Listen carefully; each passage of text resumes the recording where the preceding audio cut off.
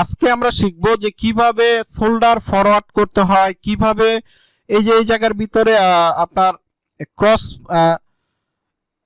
ক্রসে একটা শেপ আছে, এই ক্রসের শেপটা কিভাবে দিতে হয় এই কাজগুলোই আজকে আমরা শিখব।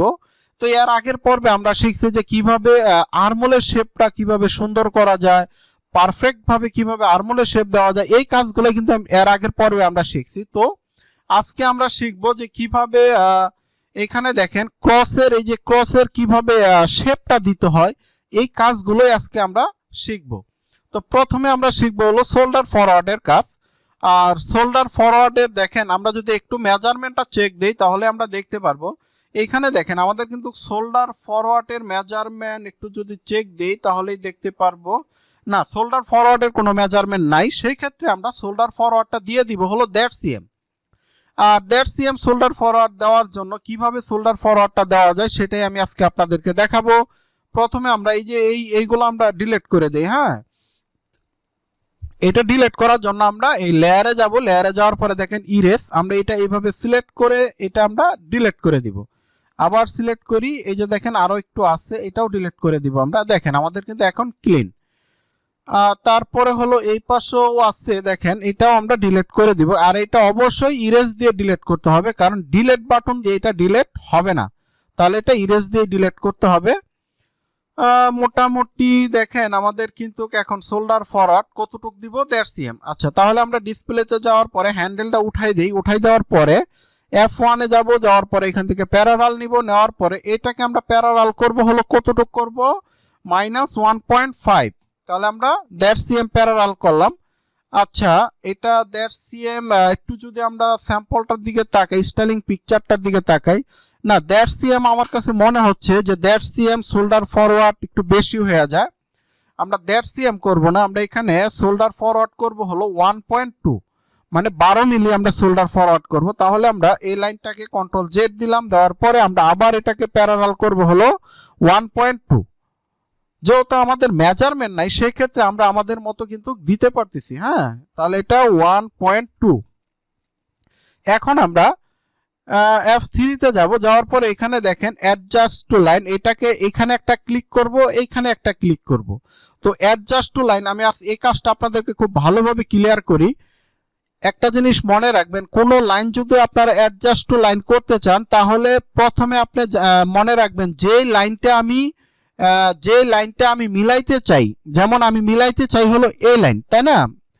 তো আমি যে লাইন মিলাইতে চাই আর যে লাইনের সাথে মিলাইতে চাই, তাহলে আমি যে লাইনটা মিলাইতে চাই সেটা আগে ক্লিক করব, আর যেটার সাথে মিলাবো, যে লাইনটা আমি এই লাইনটা আমি এটা লগে মিলাবো, তাহলে আমি এইটাতে আগে ক্লিক করব, তারপরে এটাতে ক্লিক করব।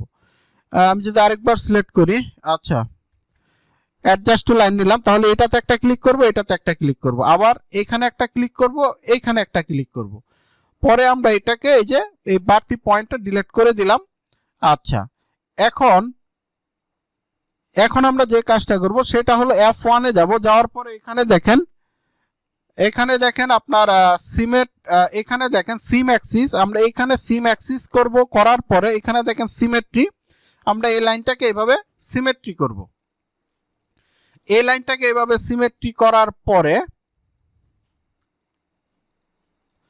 আচ্ছা এই লাইনটাকে আমরা এখানে সিমেট্রি করব। সিমেট্রি করার পরে আমরা যে কাজটা করব সেটা হলো এই লাইনটা আমরা ডিলিট করে দিব। দেওয়ার পরে এখানে দেখেন লেন্থ স্টার্ট লাইন দিয়ে আমরা এই লাইনটাকে এভাবে বাড়তি করে দিব। দেওয়ার পরে এখানে দেখেন অ্যাটাচ, এই যে দেখেন অ্যাটাচ, এই অ্যাটাচ দিয়ে আমরা এই লাইনটা এখানে অ্যাটাচ করে দিব।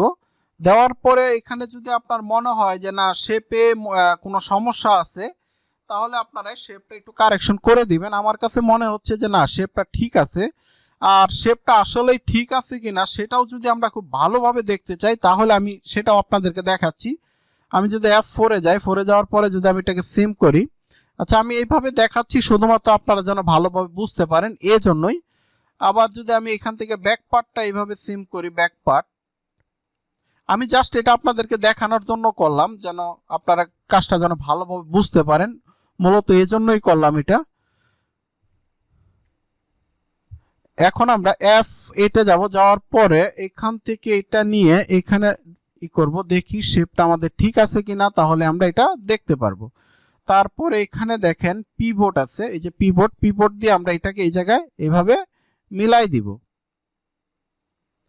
তো দেখেন এখন কিন্তু আমরা জিনিসটা খুব সুন্দরভাবে দেখতে পারতেছি। দেখেন শেপটা দেখেন, এক চান্সে কিন্তু একটা সুন্দর একটা শেপ হয়ে গেছে, খেয়াল করছেন? আচ্ছা, এখানে আমি মিলানোর পরে আমি একটা জিনিস দেখতে পাচ্ছি যে আমি যদি এখানে সামান্য একটু শেপ দিয়ে দিই তাহলে হয়তোবা প্যাটার্নটা আরো সুন্দর লাগবে। তার জন্য